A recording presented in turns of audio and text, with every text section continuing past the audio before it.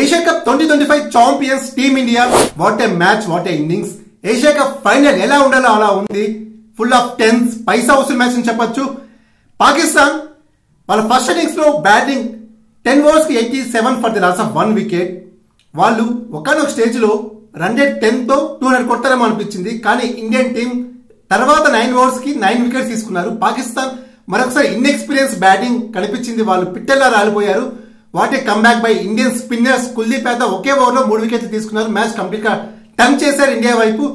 ఇండియాకి కావాల్సింది 145 స్లో స్టడీగా ఆడవలసింది ఇండియా. బట్ అటాకింగ్ గేమ్ ఆడదామని స్టార్ట్ చేసింది. అభిషేక్ శర్మ త్వరగా అవుట్ అయ్యాడు. ఇండియా ఒక స్టేజ్ లో 3 wickets 3 overs కి. కానీ అప్పుడు వచ్చాడు Tilak Varma. What a man, what a innings. Heads of Tilak Varma. 53 balls 69 runs. Most mature cool innings అని చెప్పొచ్చు. ది బెస్ట్ ఇన్నింగ్స్ అని చెప్పొచ్చు తిలక్ వర్మది. తిలక్ వర్మ ఆడిన విధానం ఆ స్టేజ్ లో ఒకవేళ అవుట్ అయితే India common big trouble. Tilak Varma innings వల్ల ఇండియా గెలిచిందని చెప్పొచ్చు. అలాగే ఇండియా టైటిల్ గెలిచిన తర్వాత మోషిన్ ఏసీసీ ప్రెసిడెంట్ నుంచి టైటిల్ తీసుకోవడానికి వాళ్ళు నిరాకరించారు. ఇది మన లాస్ట్ పంచ్ వాళ్ళకి. అలాగే ఈ ఏషియా కప్ 2025 టైటిల్ విన్నింగ్ తో ఇండియా ఏషియా కప్ లో 9th టైం టైటిల్ గెలిచాము. అలాగే మరొక ఇంట్రెస్టింగ్ పాయింట్ అంటే నిన్న September 28 దుబాయ్ లో ఫైనల్ జరిగింది. ఇండియా లాస్ట్ ఓవర్ వరకు వెళ్లారు. 5 wickets తో గెలిచారు ఫైనల్.